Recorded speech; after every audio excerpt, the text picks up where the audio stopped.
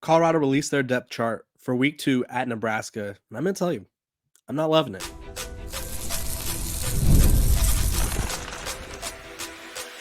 You are Locked On Buffs, your daily podcast on the Colorado Buffaloes, part of the Locked On Podcast Network, your team every day. Welcome to Locked On Buffs. I am your host, Kevin Borba. Today's episode is brought to you by FanDuel. Now, through September 22nd, all FanDuel customers can bet $5 and get a 3-week free trial of NFL Sunday Ticket from YouTube and YouTube TV. Visit FanDuel.com to get started. We are also brought to you by the Locked On Podcast Network. It's your team every day for free and available wherever you get your podcast. So make sure to like, subscribe, follow. And my everydayers, you know who you are. You tune in every day. I greatly appreciate you. The show would not be possible without you. Let's talk about it. Let's overreact to it. Let's dive right into it. Colorado released their depth chart yesterday. I received it in my media package, and it looks pretty much the same, but there's certain things that I'm not loving. There's certain things where it's like, oh, we're going to try that again. And so let's just go through it. Receivers, they have Will Shepard, Jimmy Horn, Travis Hunter, LeJohntay Wester. Love it. Great group. I expect that to be the group, barring injury, the entire year. Left tackle, Jordan Seaton. Left guard, Justin Mayers. Third string on the depth chart at left guard is Tyler Johnson. And I don't know. I think he should be starting on the right side of the line. Obviously, neither Khalil Benson or Tyler Brown played bad enough to warrant their job being taken. But just what we saw from Tyler Johnson last year in Big 12 play, he was one of the better offensive linemen. So for him to be third on the depth chart, shocking me. Center, they're running it back with Hingzalinkas. I think you got to give him another shot, right?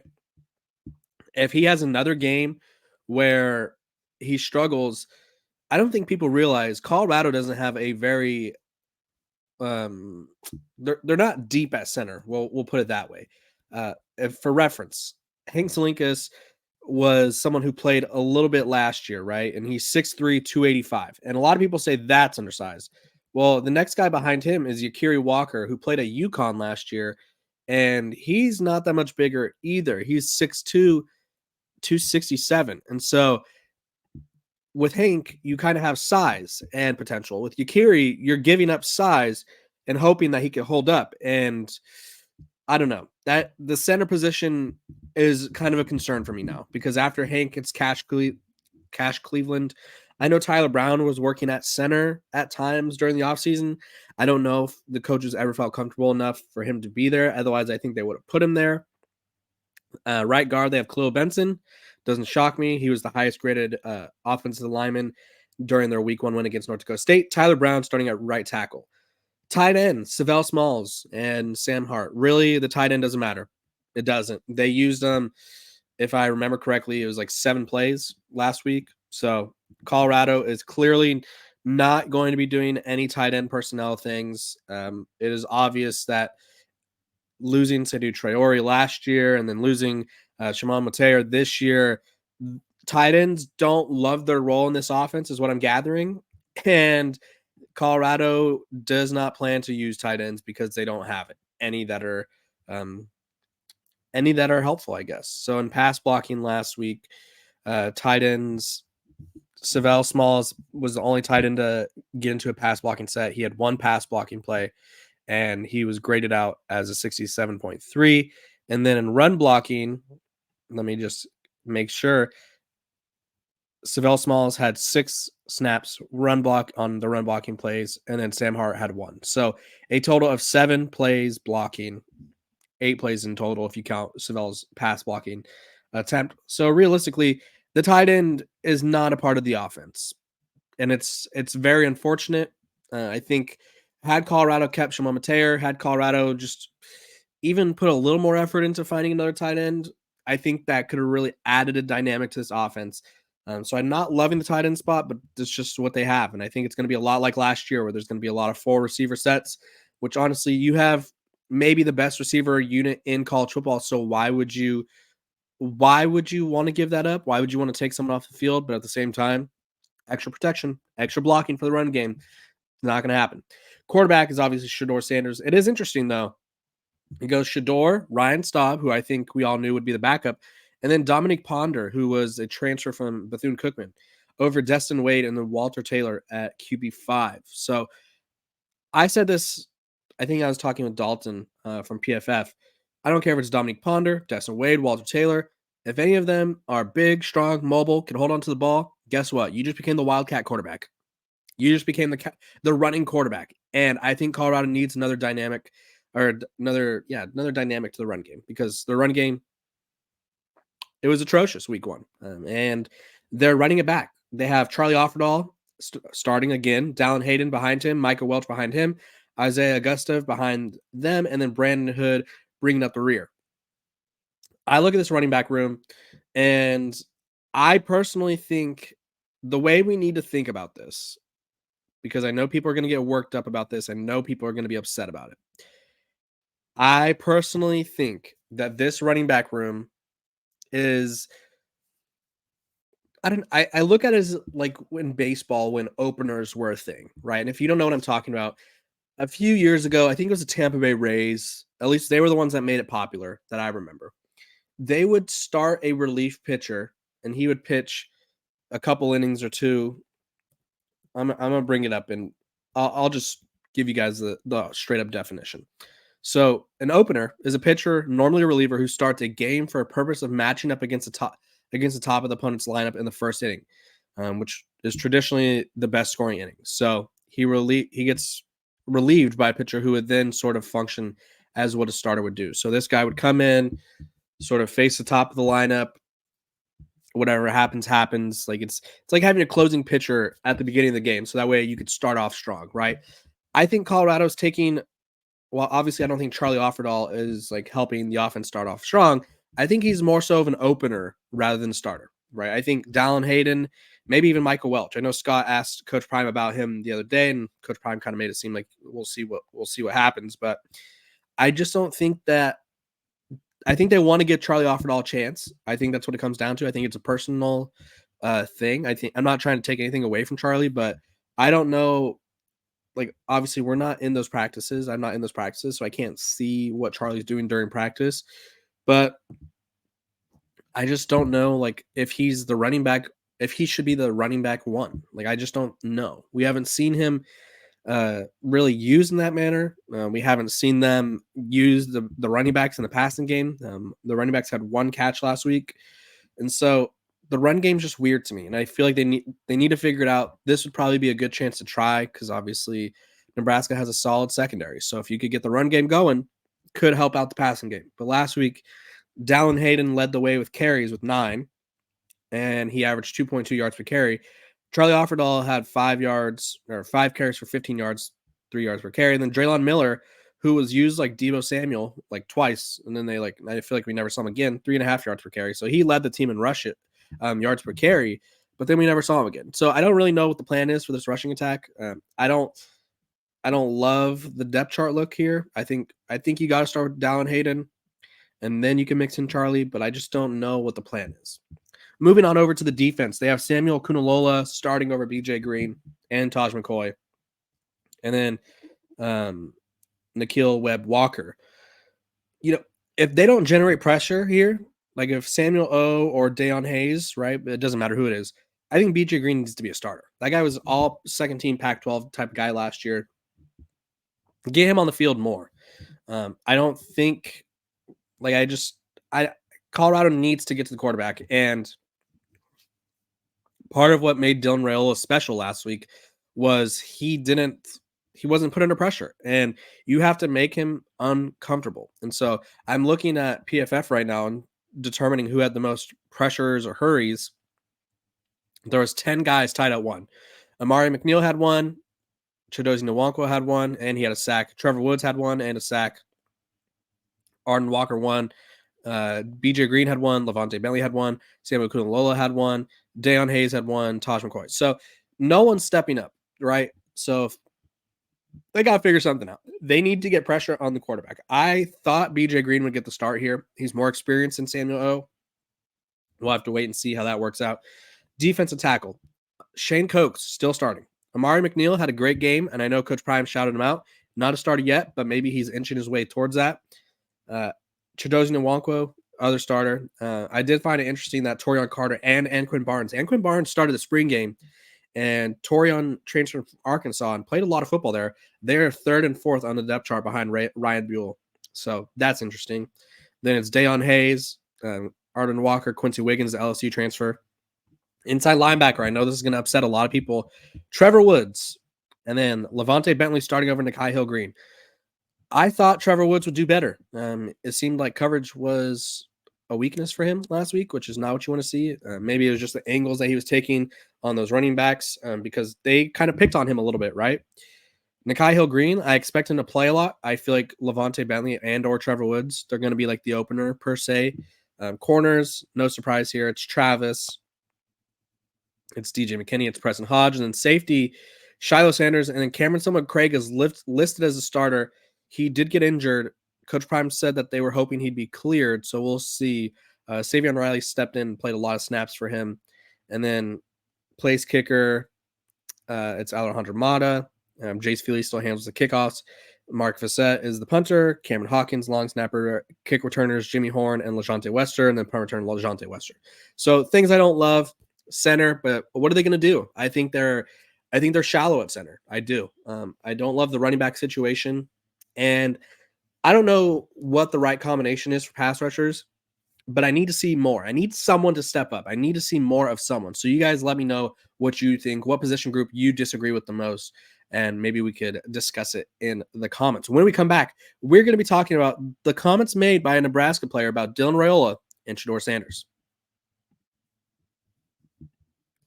This episode of Locked on Buffs is brought to you by eBay Motors. Passion, drive, and patience. The formula for winning championships is also what keeps your ride or die alive. eBay Motors has everything you need to maintain your vehicle and level it up to peak performance. Superchargers, roof racks, exhaust kits, LED headlights, and more. Whether you're into speed, power, or style, eBay Motors has you covered. With over 122 million parts for your number one ride or die, you'll always find exactly what you're looking for. And with eBay Guaranteed Fit, your part is guaranteed to fit your ride every time or your money back, because with eBay Motors, you're burning rubber, not cash. With all the parts you need at the prices you want, it's easy to make your car the MVP and bring home huge wins. Keep your ride or die alive at ebaymotors.com. Eligible items only. Exclusions apply. eBay Guaranteed Fit is only available to U.S. customers. Welcome back to Locked on Buffs. I appreciate you guys for tuning in every single day, making me your first listen of the day. We're free and available wherever you get your podcasts. And my everydayers, couldn't do it without you. Sorry, I had to clear the throat a little bit, and I don't want you to hear me going. You know, it's those morning vibes. I wake up, I'm a little congested, whatever it may be. But my everydayers, you guys know I appreciate you. Make sure to like, subscribe, comment. I enjoy interacting with you guys in the comment section. We're talking about Dylan Raiola. We're talking about Nebraska. It's week 2, and I have noticed because I'm so just hyper aware of shade being thrown, right? Like last year I happened to be just stalking Nebraska a little bit. Like I was going through their press conference because I wanted to see what Matt Rule was saying. And then all of a sudden I see him with a little jab at Deion Sanders. And I wrote about it at Athlon, and it became like a really big story, which was kind of cool because I want to say I didn't break the story, right? I was just the first one to write about it and kind of get the masses talking about it, but it was still cool to see that. And so I've been looking for what Nebraska's saying this week ahead of the game. And I think they're taking the approach of, hey, Colorado is very much a momentum team. Colorado is very much a team where if you say, hey, Coach Prime wears his sunglasses inside, or Shedeur Sanders only cares about flexing his watch, or whatever it is, right? They use the transfer portal. They're stupid. Colorado loves some good bulletin board material. And I think Nebraska has done a fantastic job. This is my one compliment for them this week. No, I'm just kidding. This is my one compliment, though. They've done a fantastic job, for the most part, of not giving Colorado any bulletin board material.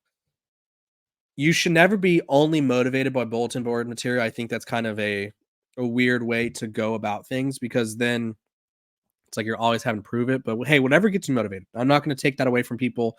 Whatever gets you motivated. But Nebraska, up until yesterday, had done a perfect job. But then there was this comment by linebacker Mekhi Gabayor, I believe is how you say it. I don't know. Sorry, I guess we'll find out this week. He was asked if Dylan Raiola, the 5-star freshman, helps them, the defense, prepare for Shedeur Sanders. And he said, you can't compare Dylan to Shedeur Sanders. Don't do that. Dylan is a different man. The way he plays, the way he goes out and attacks, Dylan is a dog. You'll see on Saturday. I put all my trust in him and this team and the guys who's blocking for him. We've just got to do our part on defense. And so that might be a sliver of like, hey, don't disrespect Dylan Raiola because he's better than Shedeur. I think that's how I'm taking it, right? He didn't say that, but I think we can all read between the lines there. And obviously, everyone's going to read between the lines differently, but that's what it felt like. And so, if you're Colorado, you look at that, and like I said, you don't want what other people say to be your only motivation, but it doesn't hurt.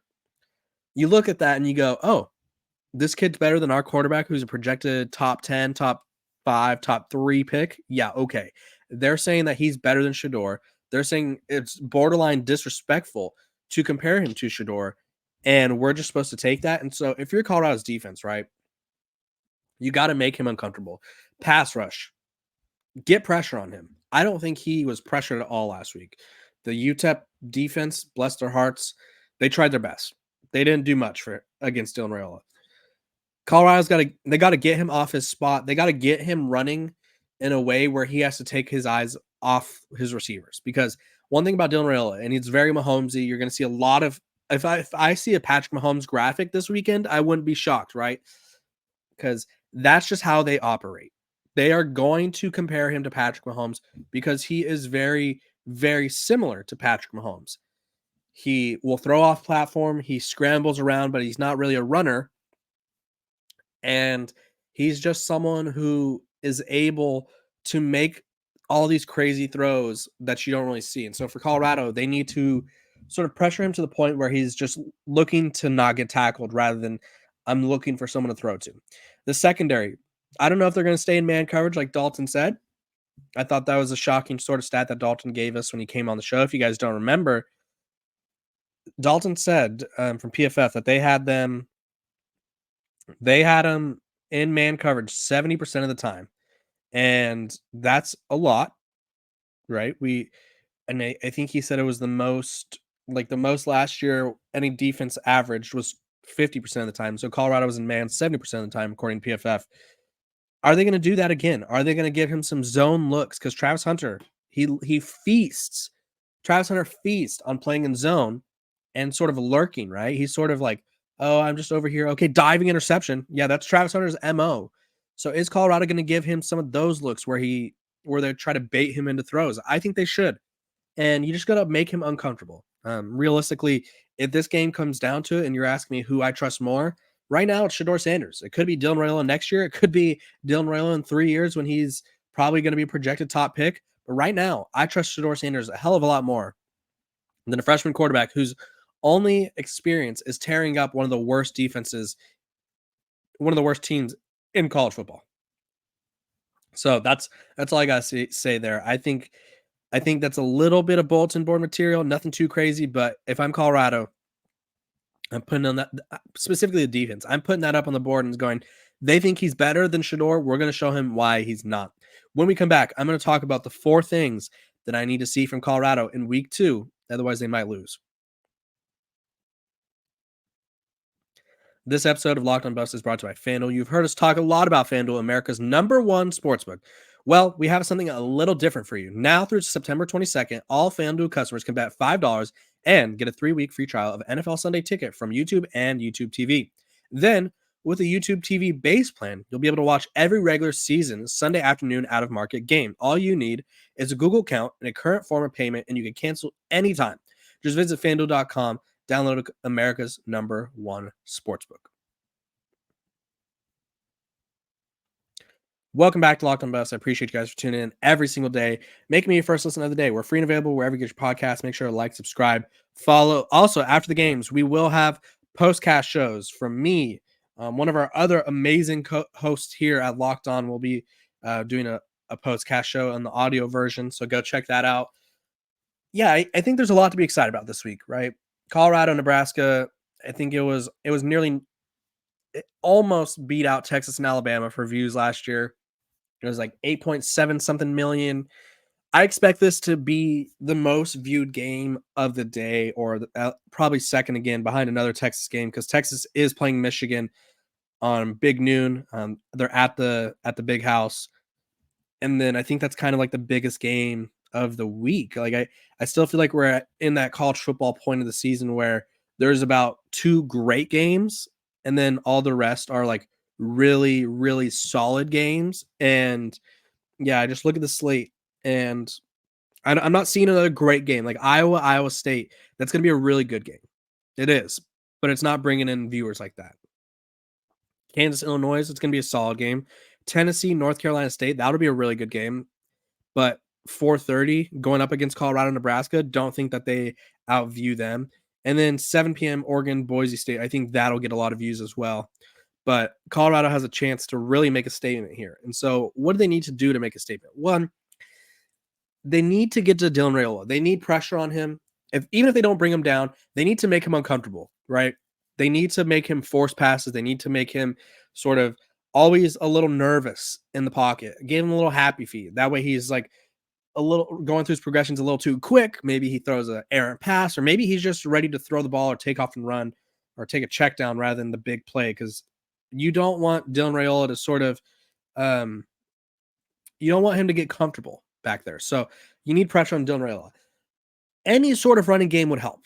I don't know if this is just like an offensive line issue, running back issue. I guess we'll find out. But Shedeur Sanders can't do everything.